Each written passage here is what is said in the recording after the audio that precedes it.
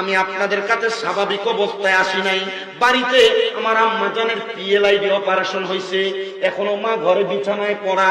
আমি নিজে সকাল সন্ধ্যা ব্যায়াম করানো লাগে, আমার আম্মা জানকে থেরাপি দেওয়া লাগে। নিজে প্রস্রাব পায়খানা 2 মাস আমি আমার আম্মার পরিষ্কার করছি। এখন কোন রকম আপনাদের দোয়ায় আমার আম্মা স্ট্রেচার দিয়ে হাঁটে, কিন্তু আমার কাছে এতটুকু মনে হয় আমি যতক্ষণ বাড়িতে থাকি আমার আম্মা আমার কাছে সেফ আছে। যেই 2 মাস বিছানার মধ্যে পড়া, আমি নিজে আমার আম্মা খাটে ঘুমাই, আমি আমার খাটের নিচে ঘুমাইছি। আমি চিন্তা করছি কখন আমার মা ডাক দেয়, টাইম ধরে মাহফিলে আসি, আবার টাইম ধরে মাহফিল থেকে বাড়িতে যাই। আমি 9টায় মাইক ধরার কথা, আমি ঠিক 9টায় গেছি, তো উনি তার আগে আরেক মাহফিল আছে বলে স্টেজে বসা ছিল। তা আমার স্টেজে উঠাই দিয়েছে, ওনারা নামাই নিয়ে গেছে। এখানে কি আমার কোনো দোষ আছে?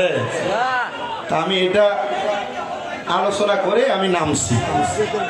নামার পরে আমি ফেসবুকে একটা ভিডিওতেই দেখছি উনি মানে আমাকে নিয়ে সমালোচনা করছে যে আমার আম্মা অসুস্থ হইলে আমি আমার মার অসুস্থ ফালাই ওয়াজ আসি কি লেগে।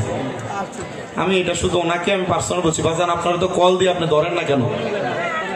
উনি আমার বলছে যে ওয়াজ মাহফিলে থাকি তো ঘুম থাকে এই জন্য ধরি না।